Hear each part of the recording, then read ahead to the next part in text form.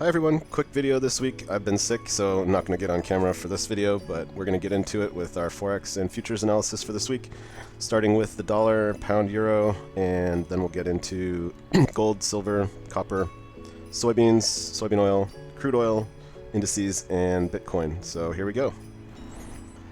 On the dollar index, so we've just closed the monthly candle, so this is an inside bar except for like one tick that we took out last month's low. So that's a good sign for bulls, and that's what we've been looking for, is basically a continuation upward on this on the monthly time frame.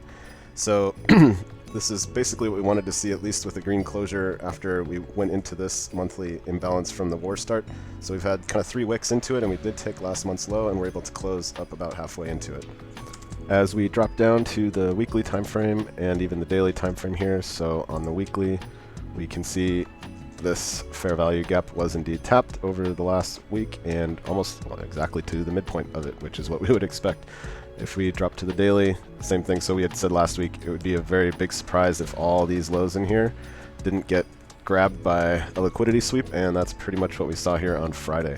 So we did spike up, and we did wick out the top here into this gap, and then we crashed and took out the low side of the range right to the consequent encroachment, the midpoint of this daily and weekly fair value gap. So when we look at the measurements on this, we are still in this stealing range, which is the entire consolidation range of this monthly and weekly time frame, and we were able to not quite tap the 382 of that, but that's okay. We also haven't touched the 618 down here. So this is the only thing that's really suspect to me, is that these relative equal lows with, I mean, it was in discount, right? So we're below the 50% here of the stealing range, and we did break down and then crash through that. So that to me says we're bullish.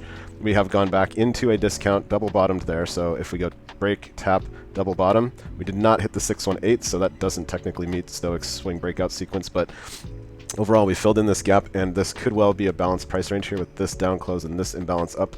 So actually right here at this 50 mark is where I'd expect to see bodies stopping, and we pretty much see that. So the bodies are very much staying on the premium side. We did dip down and we crashed back up through. So I'm still very bullish dollar, at least with this structure in mind. We may gap down Monday based on any agreement that happens with Iran and the US. However, it's highly improbable that we come all the way back down and take this double bottom. If we do, I want to see a rejection back above these wicks before we can continue long.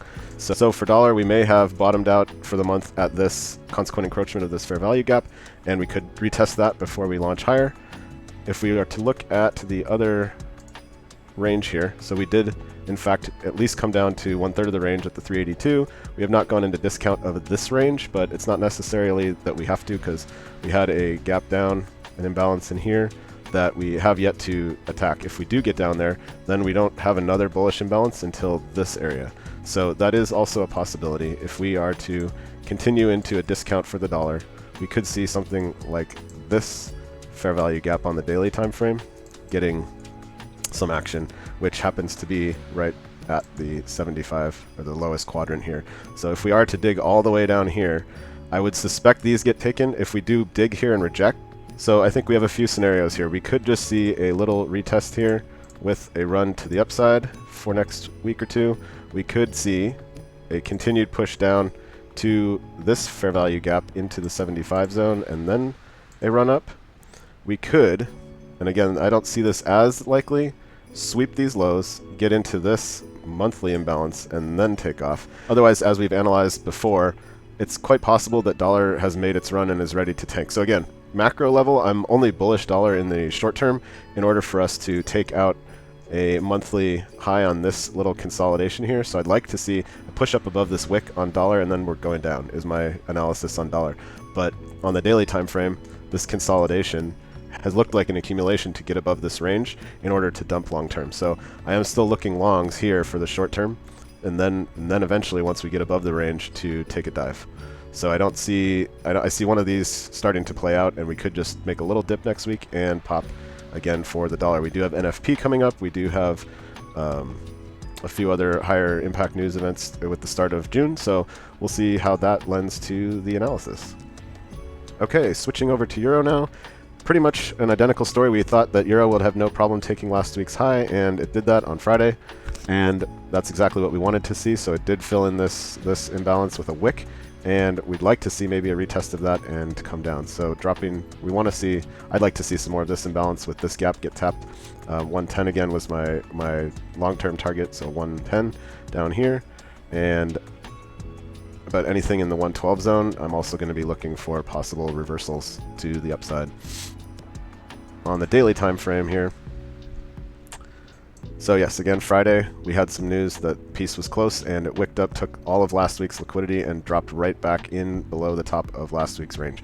So this is where we could be looking early in the week for manipulation or an accumulation to manipulate during NFP data coming out. Wednesday is the ADP release, and then Friday is the governmental release. We did get into this fair value gap on the daily time frame, so this was an imbalance downward, breaking these lows. We have retested that and rejected for now. So this is something that we were hoping to see, at least I'm hoping to see, because that frames with my overall dollar analysis. Again, this is still a bit suspect, although the relative highs here are a little bit different than they appeared on the dollar, right? So looking at the dollar, these lows, this low had barely taken this low, and the euro, this high and this high are actually quite far apart. So that leads me to still say we're pretty bearish here, and I don't think that the dollar is just going to sweep down and take that double low as smooth and as enticing as it is. That may have just been it with that second low, just sweeping the liquidity there on this wick by a pip or two. You know, that's okay if we're going to stay bullish. This was a pretty significant failure swing. When we look at the pound also, it had made a higher high, right? So while these are relatively smooth and equal, this was a higher high before the breakdown, and the euro made a lower high, so that we have a divergence where the dollar had just barely ticked a low. The euro showed a pretty significant divergence between the pound and the dollar there. So I do still think we're bearish here. I see this. I wanted to see this. I wanted to see a liquidation of this whole consolidation, and we have rejected from the midpoint of this fair value gap. So it does appear euro is bearish. I would expect still in the early part of Monday, Tuesday to accumulate and wick up. So on euro, I would be expecting something like an accumulation early in the week, and then we will hopefully manipulate up, and we should be testing below the lows here, and then probably another way in and down. So this is probably a weekly profile where we accumulate, manipulate, and then look like we're breaking down. There'll be a retest where it'll knock people out that are scared of being short somewhere in the middle here, and then we should continue downwards. For the pound, it's going to be a similar story. We did wick up here, and we actually did not take, we early took last week's highs, and then we couldn't take earlier in the week highs. So that's another divergence where euro made a higher high on Friday, and the pound did not. So the pound gapped up and failed to close above this fair value gap. We just wicked the top of it and rejected down, filled in the gap with a body, and then failed to make a newer high on Friday, where euro made a fresh high on Friday, wiping out all of last week's liquidity. So the pound did it earlier in the week, and euro did it later in the week. So I do think for pound also, we're looking at something similar to the euro, where in the beginning of the week, we should see a manipulation up. Pound, with the length of this wick, it's possible that it doesn't break it while euro breaks the lows, and then we should continue downwards. So this big displacement downward that closed below 50% of this dealing range, so we have this dealing range, this that closed below 50% is a very good indication that we should be bearish, and we have just retraced, consolidated, basically taken this whole liquidity and accumulated all these buy stops into short positions, and we are starting our descent, is my analysis on this. We have this nice low with the 25% and an imbalance below it, and we have these very smooth relative equal lows on the pound that are just waiting to get thrashed, in my opinion. Okay, so when we take this gap that we had from here and we extend it across, we can see that we wicked just the low low discount of it, and we've rejected, but since we've closed below the 50% of this dealing range, it is a sign that we are heavy, and this imbalance should be completely overrun on this way down to these equal lows over here to complete the liquidation of this dealing range. From an entry model perspective here, if we're looking at the 4-hour time frame, this high, I really thought we might take it out on Friday because it looks fairly weak without a lot of what volume profile calls excess. So there's not a huge wick on it. Again, on a 4-hour time frame, the only thing really giving me pause is this high looks astonishingly weak in here, even though it's exactly what we wanted to see, was a retest of this candle that cascaded downward. We wanted to see a retest of that. I think I wanted to see more of a rejection off of it instead of a very light what looked a nice rounded top before it rejected. So it is possible that we, retest that and take that liquidity again. I don't want to see too much action above this top quadrant here. This, again, as we spoke, is a suspect double top. However, it was the higher high when euro made the higher high here and then a lower high here. The pound made a higher high, and then both of them displaced below these sell stops. So, there is a possibility that this is run before we head down. My opinion is that this is the start of a new type 2 dealing range, which will ultimately come back and be taken once pound and the euro make new lows here before the run up. So this could be the liquidity that people think pound's going down for a while and dollar's going up for a while. This could be that engineered liquidity that we come back for in, at the end of the month. It would be my opinion, or in the next 2 months. So this could remain intact for now. This doesn't look like a very strong high. However, with what happened on euro and the news we have coming out, I would just be cautious. Maybe there is a possibility that we get above that. I don't want to see much action above the 25% into the highest quadrant here, and I am still bearish on the pound and on the euro. On the 4-hour time frame, yeah, these equal highs kind of needed to be cleared out, so they were, and this looks a lot more bearish to me than the pound does. We weren't able to make that higher high like the pound did, and then we came down. So, there's certainly room in this dealing range here. There's certainly room in here to get. We barely tapped premium right at the 0.5 here. We barely tapped it and then came off. So it's also likely and possible that euro gets a deeper retracement into here for next week, and then we can start to see a breakdown. So I'd be looking at either of those scenarios. If we start to break below this low here earlier in the week, then we could be looking for an extension later in the week.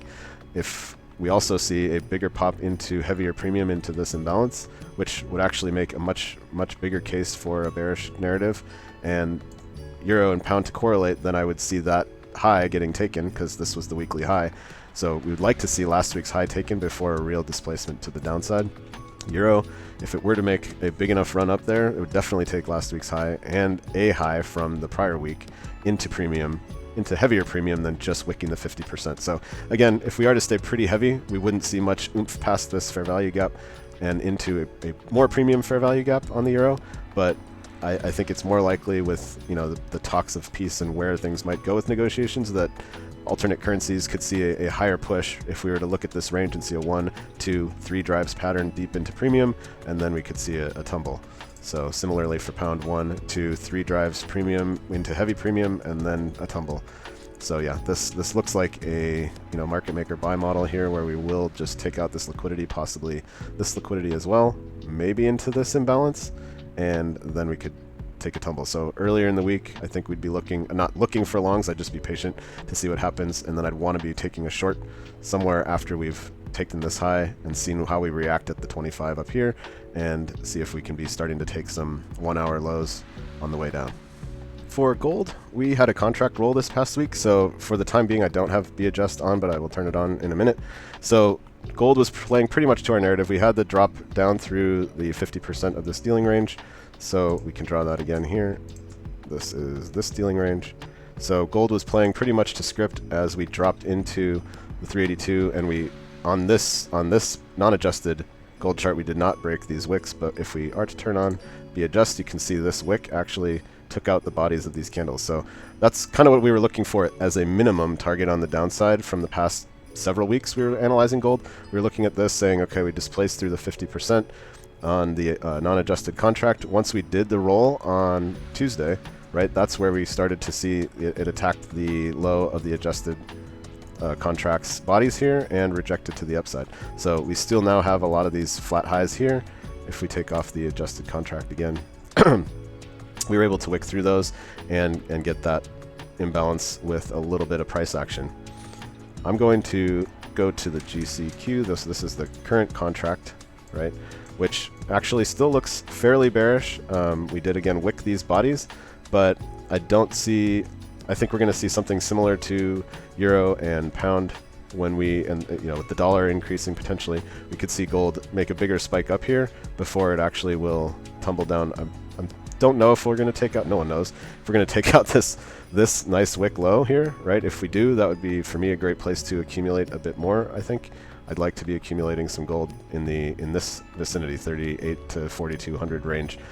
I do expect a divergence with silver and gold here, so I do think one of them will leave this low intact. If we look at silver, I would expect silver actually to take this low, given it's a bit more volatile than for gold to take this low. It did dig pretty deep into here. However, one could never know, right? Copper itself is way up here, so I don't expect copper to take that same low as we were talking. I lost all my drawings on these because my trading view reset without me knowing about it, and all my drawings just got erased as my computer restarted. But for gold, right, we are still hovering around the 50% of this range, so it's not an ideal place to take a trade. I don't, there's if you're trying to get short gold, there is certainly a possibility that you're just going to get wiped out trying to go short. Anywhere in this fair value gap would be a better place to take a short, unless we're seeing a very big displacement on a probably 1 hour or 4 hour basis to the downside here. Yes, I am still bearish gold for the short term. We are trending downward. However, anywhere in this, where we are in this consolidation, where we've wicked down and now we've recaptured the buy side of this range, which is a bearish indicator, right? We on a distribution, this is the breakdown, so break of the ice, and then this is the retest, the upstress after distribution, the UTAD, and we could and should be coming down if this is in fact a distribution. It looked very bullish at the end of last week on a 4 hour basis. We did have all these flat equal highs with the imbalance above it, and I have another video on how to filter out bad trades. So shorting below that was not going to be a good idea once we saw this, once we had taken the objective over here on the continuous contract, and we have yet to dig into a really heavy discount, but we're struggling and staying kind of right in the middle of the range here. So this wick on Friday with a rejection was a nice way to capture all those buy stops into new short orders. There could well be another wick up and consolidation around here before another path down would be my analysis on gold. Silver, similarly, it doesn't look as bullish, right? These little highs in here were pretty expected to be taken once we took out several of these lows with this candle. So again, this low is still intact. These low resistance signature lows are, in my opinion, ready to get run. However, that could be, we could maybe need to play a longer game here. When we look at the silver chart, we have the long-term high here, and then we have this high that basically has not been revisited. So this is where traditional retail chart patterns can come into play.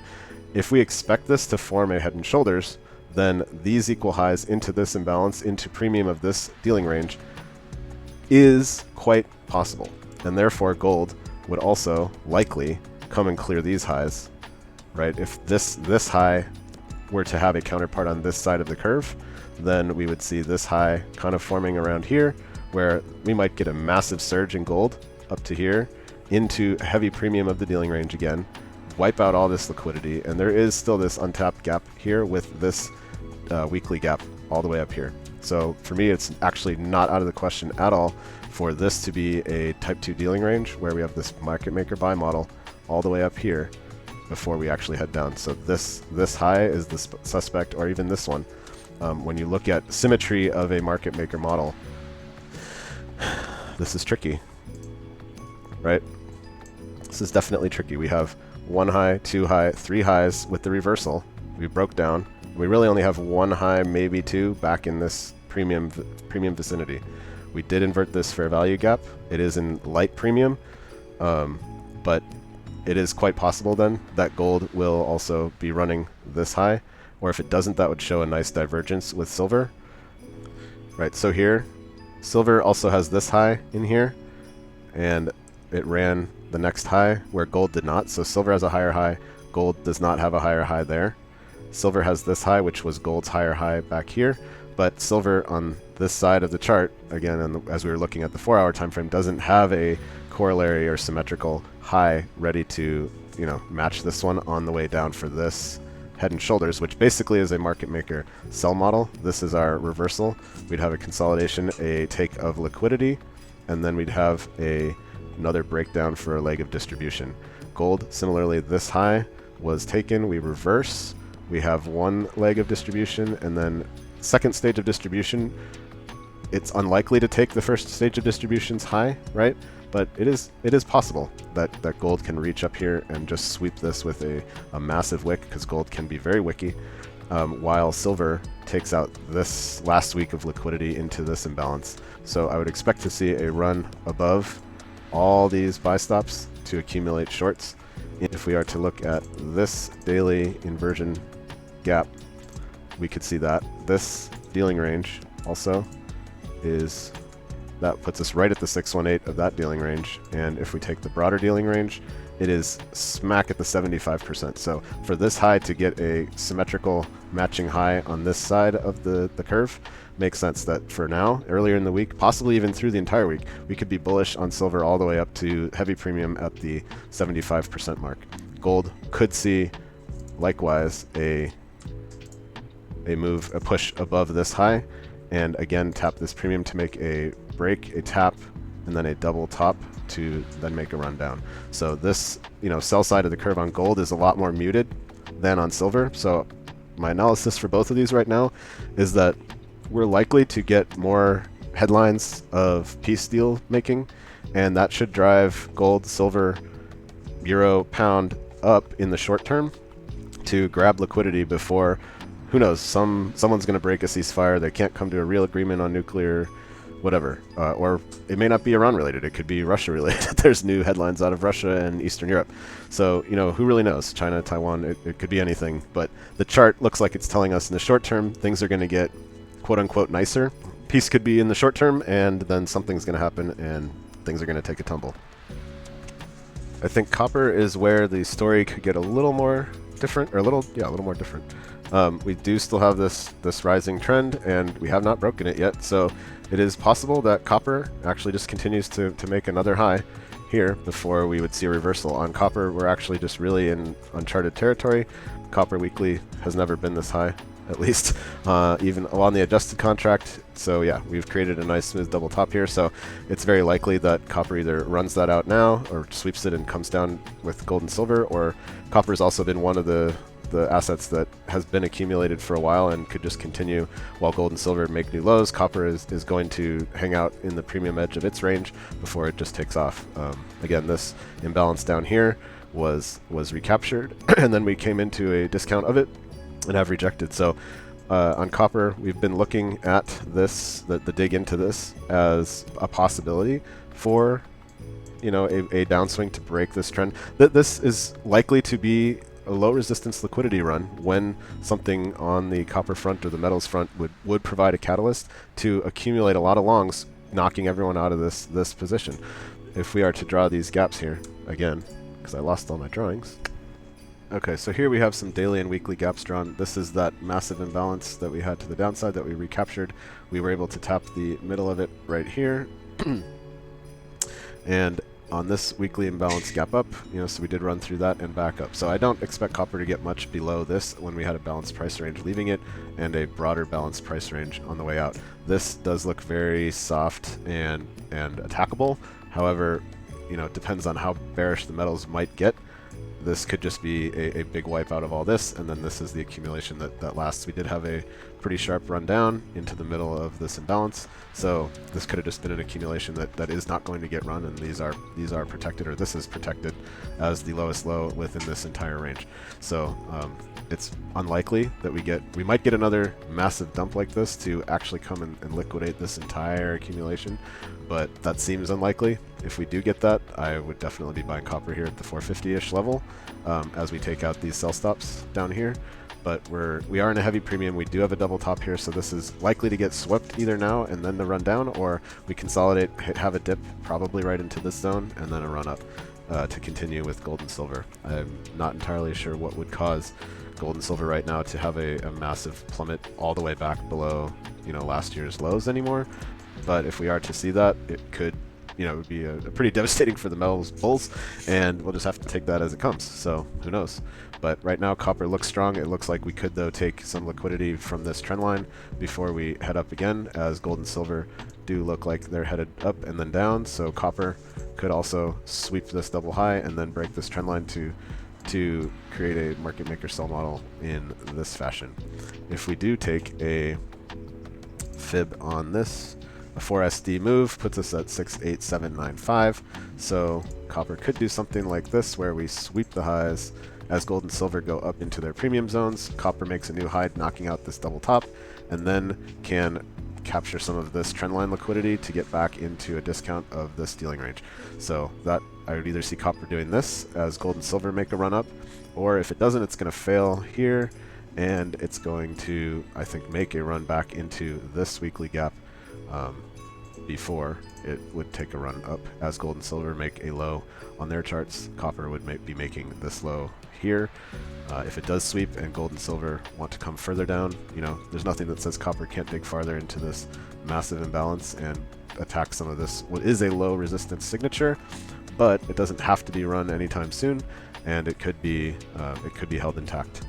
If we take off the adjust, I mean, it doesn't look as suspect on a non-adjusted contract. So yeah, it very well could be a protected double bottom here that have taken sell stops over here. So we had this run up, and we took liquidity on both sides of this, and we ran back through this high. So copper, you know, continues to look bullish, and I think we have a few scenarios to work with. I'm not going to be looking for shorts much until and if gold and silver pop into their premium and copper takes this double top. Then I might be looking for shorts back into a reversion to the mean of this dealing range that would be established with a new high potentially early in the week or on Friday at the end of the week, and then we could be taking a more bearish tone on the metals again for next week. Okay, for crude oil, this is where, you know, these lows are fairly suspect. We have not wicked through them yet. This low may or may not hold. On the continuous contract chart, it, you know, could be a big long accumulation here for the last several months once the war started. Are we going to revisit that level? If we say, okay, everything's fine, there's a peace deal reached, we probably will wick through this. It's also a possibility that this is the spring of this whole accumulation. So if we have a buyer's climax, an automatic rally, you know, a secondary test, an up thrust, this is a show of strength in B. We didn't break, but we certainly bodied well into this wick. We come down, and then we have a spring below the bottom of the range. We have a spring, we break the high, the swing high that was creating that low, and now we've retested that, and we had a creek, we broke down. So it's possible that this low does hold on the continuous contract basis. It's also possible it gets swept one more time before what I see as a further run up. So with metals increasing, or looking at like there's a possible bullish narrative early in the week or throughout this week, with euro and pound looking like they may take some more liquidity on the high side, that would suggest that oil is ready to continue to go down and attack some of this imbalance on the wick. So we could see this get taken on the continuous contract, but we could also see it hold on the monthly futures contract, right? So there's quite a possibility that this candle on the July contract makes its way into heavy discount between the 0 and the bottom quadrant here, the 75, wicking these bodies, and hopefully, if the analysis is correct, playing with the bodies closing above this lower quadrant. And on the continuous contract, that would probably look like a snatching of the liquidity below this low, and this low on the July contract staying intact. So we would wick down, kind of maybe mirror the depth of some of these wicks over here, and we could get below into heavy discount, capturing a lot of the sell stops from these bodies in here, and hopefully reject and close up here. So on oil, we could just see a consolidation with some wicks up, wicks down, wicks up, wicks down, and then overall a short bias on oil this week, digging into more of this discount zone. Again, we kind of have to see how the week plays out. So this we don't have any real strong bearish imbalance here other than this gap down.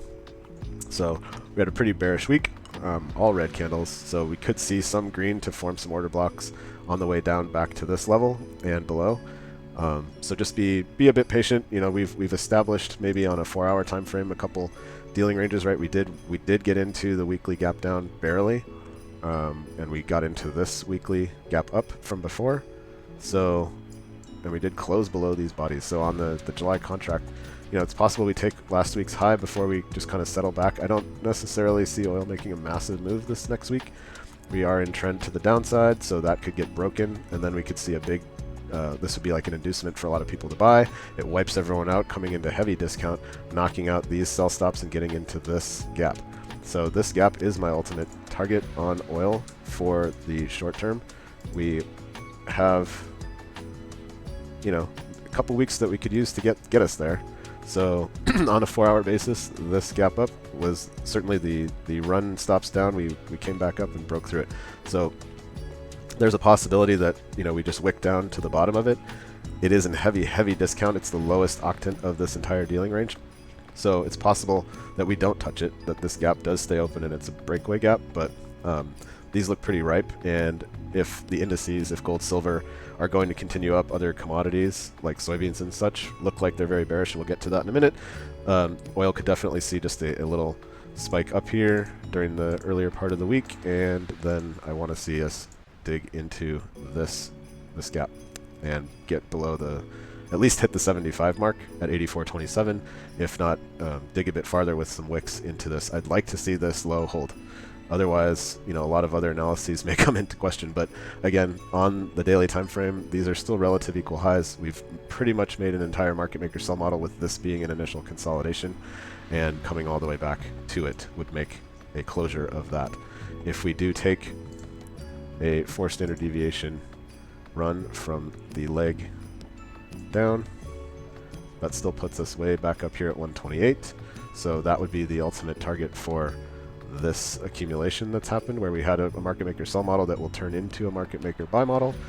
So that's the analysis on crude oil for this week. We'll hopefully see a pop up and down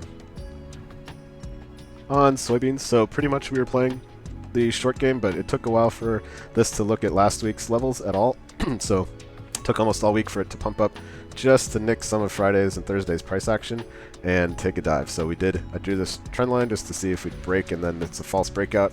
At least it looks so far to be a false breakout and a nice run back down, which is what I wanted to see. I didn't want to see it break the trend line. I actually wanted to just have it continue, but this would be just completely acceptable as a break of a retail trend line that causes a false or fake out and a rip downward. So I'm still targeting at least down here.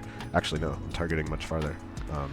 Targeting down to this zone, at least 11384, which would just barely clear out this entire zone of stops.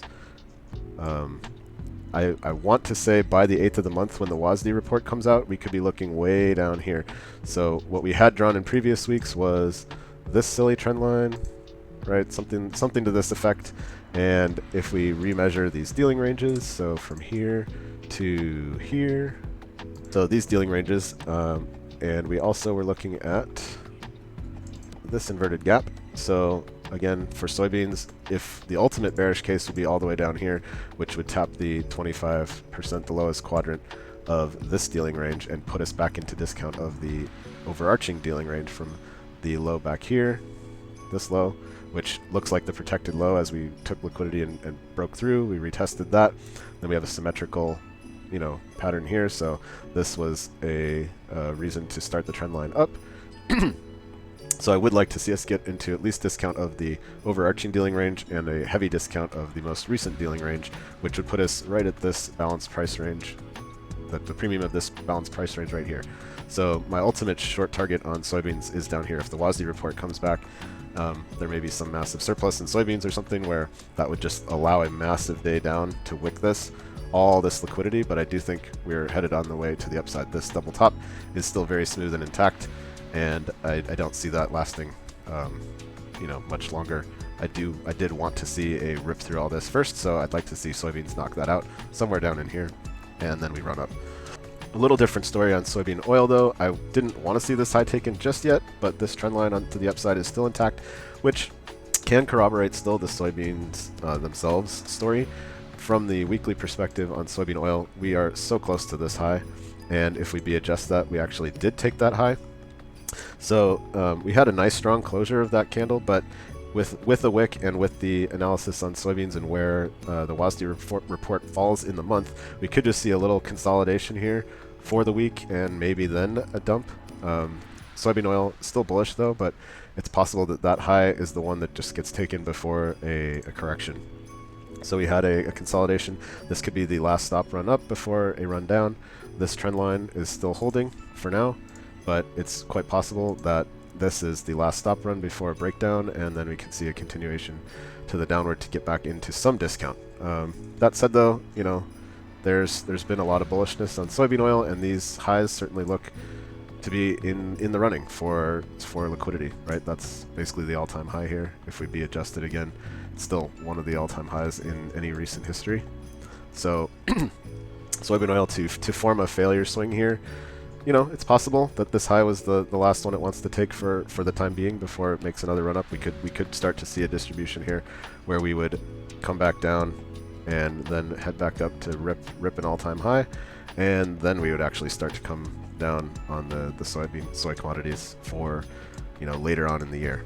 So that narrative makes a bit more sense to me. For now, I'm still looking at the soybeans taking a run down, soybean oil to break this trend line and, you know, maybe not do a whole lot, but still, I think this high is going to get taken. If it doesn't get taken now, we could see a little run down below this trend line as a breakout, and then consolidate, rip back up, and then down. So that's where I'm looking at soybean oil. But for the most part, I'm looking to trade the soybeans. This, I think, is going to hold for now. That's a B adjusted basis. That's a heavier divergence than on this one. But I think this double top is still going to get taken out at some point. So soybean oil could follow that by taking out its all-time high, while soybeans comes in and clears this double top in the next month or two. Okay, we're looking at the indices now. So last week we had drawn the dealing range, as I will right now, from this high to this low, and I had made the case that this looked like a valid and complete dealing range, which you know, there's certainly argument to make that case last week. I am revising that this week to be up to the 77.10 level, and so I'm going to delete this one. The reason I am more convinced now that this is the more valid dealing range is exactly where we launched off from here. So if I remeasure this from a projected level to 77.10, we can see that the lowest quadrant aligns right with this gap up and the launching point from here. So we will exit the extreme discount with a fat bullish imbalance, right? And then we have a little retest, and we continue to blast through, and we also have right at the 50% mark, so right at the midpoint, we have the top of this consolidation that got run out to the downside and then completely shot through. So right at 50%, we have a gap through the 50%. So we like to see that as a measure of dealing range projections. So right at the 50% mark, that was the top of this range, and we blew through it. We consolidate just in a little bit of premium, and then by the time we actually do have a nice green candle, strong green candle through the highest quadrant level of 25 here, we retest it exactly with the bodies and then blast off for the last run to the apex. So this now, to me, looks more like the valid dealing range if we are to couple it with the euro, pound, silver, gold, and oil narratives, that there's still a bit more to the upside here on the indices. I was shorting too early. I made, you know, a couple profits, a couple losses, and certainly was getting frustrated by trying to run shorts last week with my analysis. But for now, I'm going to stay a bit more patient. I think we do have a run up to the 77.10 mark-ish on ES, and then we will start to see the displacement. So as gold, as euro, as silver, if the narrative holds, that gold, silver indices will be going up, oil will be coming down, and soybeans will be coming down. That narrative, all those cross-market narratives align to let us look at this as a final run-up before we then would start to come take some downside. So I'm expecting this to be the last leg of a massive distribution, and I will be trying to again get short once we top out at this level, and that looks like to me a very nice projection of this type 1 dealing range. So that's my analysis on ES for the daily time frame. On you know, we're at heavy premium, so I'm not really looking to long this to the top, but I'm thinking somewhere in here we're in the top octant of this entire dealing range. The sell in May narrative, sell in May and go away narrative hasn't been valid for the last 3 years, so I think people have started to say, okay, we're not selling in May, we just keep buying. And you know, more talk of peace, etc. This could certainly continue higher. So again, as in previous weeks, we've said that the indices have no, you know, there's nothing saying the indices can't continue higher. We've seen some divergence though on Dow, on NQ with ES that are showing, you know, signs of a distribution, a weakening of the top here. So I would like to put forward again that this is a more cogent explanation for a valid type 1 dealing range on ES, and we can see actually a very similar narrative playing out on NQ. So if I measure the entire leg down from the high that broke all the liquidity and then started the run up, when we take 4 standard deviations of that, 1, 2, 3, 4, we're looking at 30,852.75. So if I'm to measure a projected dealing range on that, we can see very, very similar alignment with ES, where at the 25% mark, you can see that we gapped down straight to it and launched from it. Okay. At the 50% mark, we did have a bullish candle straight through it, right? So basically from equidistant on either side of that 50% mark, we were closing on a nice bullish basis through that. We continue up through the range. We bottom out right here at the 75% before the final push to the apex. So when we measure a 4 standard deviation move from the order block that caused the run up, 4 standard deviations puts us up here in the 30,850 zone, and that aligns more with a projected dealing range than we looked at last week, and it aligns more with the projected dealing range that we see on ES too. So it's possible NASDAQ pushes a bit further, as it usually is a bit stronger, but in many cases too, it can be the front runner up until it's the time to reverse, and then it's going to really lag and stall out here. ES will make the final push. Dow could also make the final push here. Again, last week I mentioned that I did not want to see this high taken. I wanted to see a divergence where Dow making a lower high within this imbalance. But once we saw this consolidation, that seemed very improbable, so it was obvious that it was going to take this high. And I've had this alert on Dow, oh, it's not showing me now, 51,500 for quite some time to be short, and I've had it since back here. So when it almost touched it and then it came all the way down here, I was like, okay, I guess it's not getting up there. But this was a nice buy model to then rip through this high, and my alert at 51,500 is still valid for a short of all-time highs on the Dow. So I am looking to, again, be short the Dow at 51.5. I'm looking to be short NASDAQ and ES. Well, ES at 77.10 and NQ at the 30,850 mark, around there. Especially if we start to see some displacements during the New York session on the 1 hour, 4 hour time frame to the downside, then I'll be fairly convinced this low is going to get ripped out in the next 6 months. So that's the analysis on the indices. Finally, Bitcoin. So we've been bearish Bitcoin, and Bitcoin's still been a tricky one. A lot of people are still bullish Bitcoin, and they think all-time highs are still in play. I am not in that camp. We've now retested above 50% of this dealing range, and we have a nice red candle closure below it again. So this is on a weekly basis. I wanted to see, as we indicated last week, a bigger dig into premium here. I thought this candle, the body of this candle, might get tested at the 618 level here and the premium here. Given other risk-on assets like the indices, well, in this case now the metals are mirroring more of what risk-on assets are following. It is possible that Bitcoin can see a run-up back where we wanted to see it in the last week or two.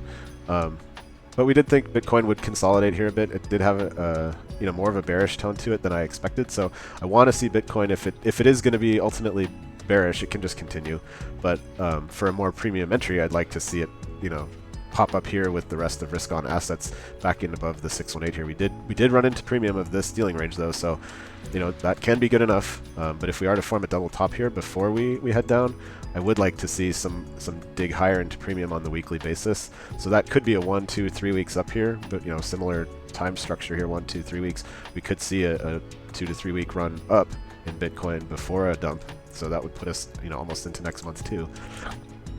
Daily wise, it certainly looks possible, but we have gone back to below 50% of this smaller dealing range. However, we could definitely see a double top form somewhere else in here. We're right in the middle of the range. I'm not particularly wanting to long it because my overall bias is short, and I'm not particularly wanting to short it right here. So I'm not going to be willing to short Bitcoin unless it looks fairly obvious that we're going to be busting through this. And it's probably not going to happen until the stock indices also top out and look like they're breaking down. So I could see Bitcoin just, doing more consolidation here right at the 50% of the overarching monthly massive dealing range that I've drawn all the way down to 25,000. We're halfway there on the weekly zone here. So this dealing range from this consolidation up to this high, the all-time high, we're in the lower third of that dealing range. So if we are to plow through the 25% of that with a red candle, and it looks equidistant from the candle start to the candle close around this 25 mark, then I would look for a retest of that level to short all the way down and rip out these sell stops. I do think we're headed down here. it seems almost unquestionable. It's just a matter of how much bullish action do we need to see here to clear enough stops in order to get that propulsion to the downside. So this single top here, while it was on a weekly basis, doesn't look like enough to me. It could be that we've just tested the 50% of this little range, right? So on the daily side of things, this little range here, we've certainly gotten back into discount of it. If I eyeball it, no, we haven't. So we could get into discount of this range here and then double top and come out to the downside. So Bitcoin, you know, it's been consolidating. We've had a bit of a run up, but I would see it as more likely that we see continued run up into heavier premium of this stealing range before we actually break down. But a breakdown is what I'm seeing as imminent, and it may or may not happen from right here. So one of these scenarios I think I'm going to start seeing, and if we can get down below the 25% of this dealing range with a displacement, then a retest and down. Otherwise, we're looking to take some more liquidity on this side, heavier premium in this dealing range, and then we're off to the races to attack the monthly consolidation that's right here. So at the 50,000 level, and that puts us at 25% of the parent dealing range if we are to look all the way back to this low here at 16,000. So that's the analysis on Bitcoin. I think we're in a big market maker sell model right here. We have a push, consolidate, push, and a reversal, a consolidation, liquidity grab, and down, and then all the way down. So yeah, again, 15,000 is not out of the question for me. If you take an extension of that to 2 standard deviations down from that range, puts you below these lows at 14,221. So it's certainly not out of the question to be attacking these lows from a 1 standard deviation down from the current dealing range that we're looking at, and a 2 standard deviation down from the dealing range that I just drew. Puts us below this low here. So that could be, you know, a year away from now, because this is a monthly chart. But if Bitcoin's going to see a massive sell-off, you know, this is where people that have held for the long term and they're seeing their accrued profits actually really dwindling. Once we break 60,000 into the 50,000 mark, these people that have bought in here are going to liquidate. I mean, even if you say you're playing the long game, if you bought at 15 and you see you're back at 45, are you really going to be happy, or are you going to take that profit and get out? So there's certainly a narrative here that the market maker sell model, all the way back to at least this consolidation, definitely this consolidation, possibly even this consolidation, you know, the Bitcoin cycle has made its run. So that's my narrative on Bitcoin. I've never really invested in it. And I was, you know, lamenting not buying it somewhere in here, but now that I've really analyzed the chart a lot more recently, I'm not bullish on it, and I have no reason to buy here in the middle, and there's been plenty of reason to be a seller of Bitcoin at this stage. So that's the little diatribe on Bitcoin. I hope I haven't offended too many Bitcoin bulls, but if you agree with the analysis, or you at least see some merit to the analysis, you know, I hope to be able to possibly save you some heartache if you are long and holding or trying to get long. I'm not seeing it on the long side. So again, thanks for your attention.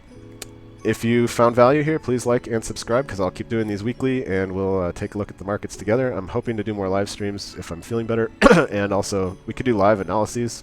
I would also like to do more of a midweek update as these analyses play out, and to be able to give more of an update throughout the week, so that, you know, if something is playing out or if something is tantamount to what we have discussed, that, you know, I'm a bit more communicative and forward with, you know, keeping up with the analyses, so that I don't do one a week and leave everyone in the dark to say, oh, what is this doing? Why are we out here? Where did this go? Why did that do that? I'd like to be able to provide more real-time updates and analyses throughout the week, but let me know in the comments if you think a short form version like I did last week might be good for that, or live analyses. See what you think. Let me know. It's been a pleasure. Thanks.